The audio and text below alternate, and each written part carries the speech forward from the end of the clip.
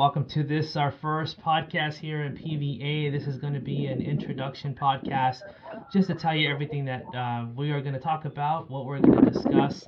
Right now, what I do have is I have Rich on the line. He's going to be kicking this first podcast off with us. Absolutely. Buenos días a todos. Soy su coronel aquí in New Jersey, getting ready for the Mexico-U.S. game. Tour de Campeón. That's what I'm going to call it. We're going to call it Tour de Campeón. The weather is not helping. It's raining, bro. It's raining, but we're here, man. We're out here in full force. Man, dude, you're always in all the matches, man. I'm curious to see how this is going to, stack up with all the places you've been and different matches you've seen. I mean, so far, just, the weather's already, something that you're going to remember forever. But what is one thing that is standing out to you so far leading up to this, this match? The one thing that's standing out to me is the amount of people that's out here right now. I mean, the weather, it's cold, bro. I'm no lie. For those of you who know, I'm from Arizona, so, 90 degrees is cold for me. But it is freezing out here. The rain is pouring. The wind is not helping by any means. But we got a lot of us out here, man. We got a lot of Mexicanos out here. And they've fired up the grills. They brought their little tents.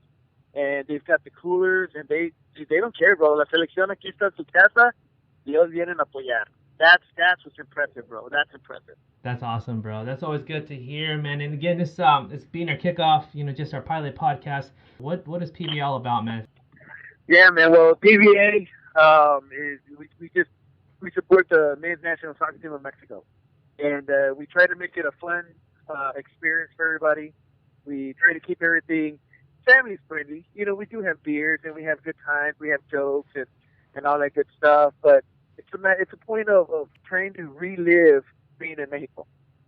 Being with your family reunions, birthday parties. It's the same thing. It's the exact same thing. So you meet someone out on the street with the shirt, Mexico shirt, and you end up talking to them. Hey, did you see the last game? Have you gone to any games? The eyes light up. Eyes light up. Just a unity that I see that there is just it's awesome. You can't compare it.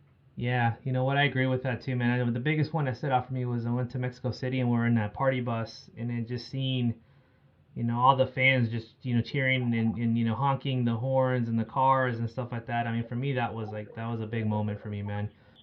Absolutely. Like right now, I'm looking at it right now. I've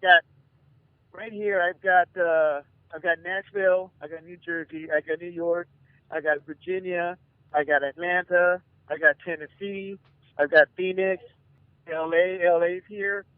We got representation from all over the country. Dude, that's kind of cool. And a few of these people I've met for the very, very first time, and they're already drinking beers and joking, and dude, it's fun. It's so funny to see, and it's awesome to see. That's always the best part, man. All these people coming together, and I think what I like too is when we go to these places, you get to meet either similar faces or new faces that you're making, right? New connections. New folks. Whoa, yeah, I can hear the music's already starting to go, bro. Absolutely, no, and like I said, it extends, aside of a Mexico game, because if a lot of people do business trips for work or whatnot, and they travel from Seattle to LA, and they go, hey, I'm going to be in town for a couple of days. Let's have dinner. Let's go out, and it's like having an extension of your family in all these different cities, and that's kind of, it's really. It's a blessing to me. I think that, I really wish that we could spread this out, much more further than just the soccer team with everybody else. But it's awesome to see that right now. Well, one of the things that we're going to be doing as well is we're going to start to, get, some of the members on and talk about, current events or things that are happening, in Mexico soccer, whether it's selección or, local, they're in the Liga MX, or just the players in general abroad. One of the topics that has come up is Raul Jimenez in the Wolves, dude. Coming up with that new jersey has been a topic. What are your thoughts about that jersey, man? Do you think it's all ploy, or you think they're legit like did it as an homage or as a respect to Jimenez? No, I really do think, especially with the Wolves. Much respect to the Wolves, but usually when you think about English Premier, you think about the big teams, you think about the Liverpools. I'm gonna say Liverpool. And not mention the other teams, but there are other big teams, in the Premier League. But for a smaller club like Wolves, to have the success that they're having right now, and especially with a striker like Raul Jimenez, they're eating it up. They're taking advantage. Not taking advantage. I don't want to say it, but they're proud. They're definitely proud. I mean, we've seen a lot of our Mexicanos go overseas and do great things. I mean, Chicharito did some great things out there. Tecatito doing some great things. Herrera. So, Guardado. They're doing great things for the club, and they want to honor them, and they want to appreciate them, show their appreciation. And, I think it's great, bro. I think it's great. I love the green. I think it's awesome. Yeah, I mean it's a total replication of a tricolor jersey.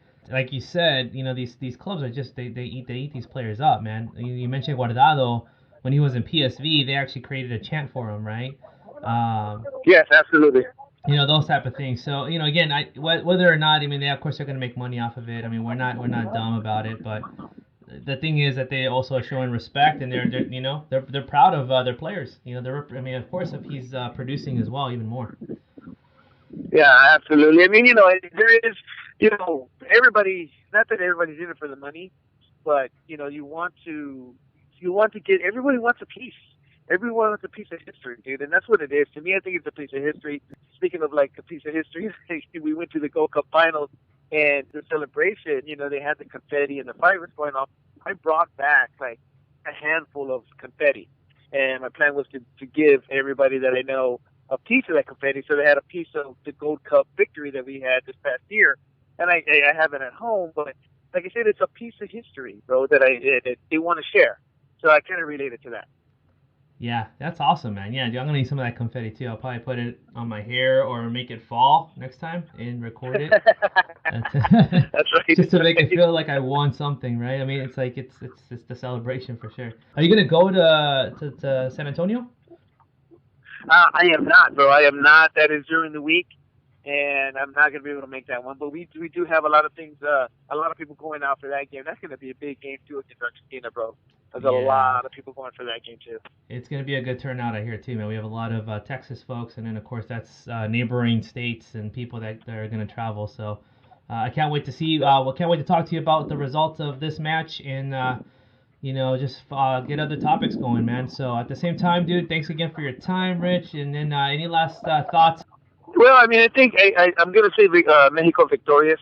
I think the one thing that Tata proved is when he came in, he did take into the big stars. He won with the quote-unquote second team or the B team, if you want to call it.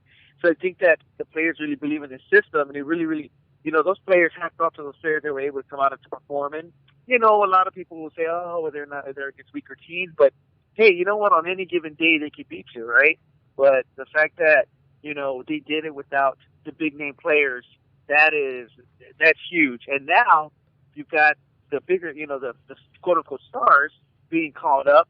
They're putting pressure on those players to perform. Yeah. Because their spot's not guaranteed anymore. And that's kind of the cool thing is the fact that we have a future with these players coming up. So I think the stars are actually forced to perform, and they're not just coming just, I gotta come out for this game. Now if they want their spot, they gotta earn it. He's more focused on the game, not focused on the name. So yeah, I think it's a good thing.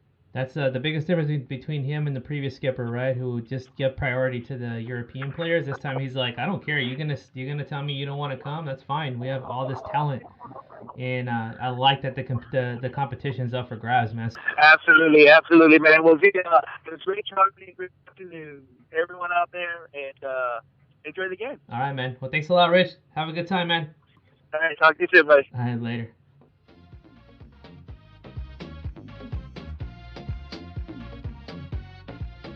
All right. Well, thank you very much. That was our show. Thank you, Rich, for coming out. We look forward to more podcasts and more content heading your way from PVA and Villa's Army. This is Su Sargento signing off. You guys take care and Viva Mexico.